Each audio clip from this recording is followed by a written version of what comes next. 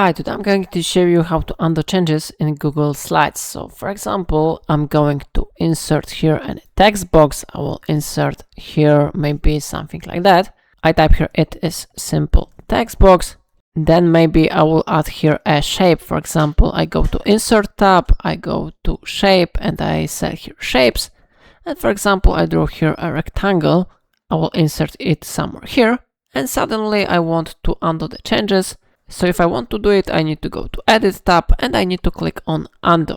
Alternatively, you can use this shortcut on your keyboard, Ctrl Z to do it. So I click on it, and how you see the first change has been successfully undo.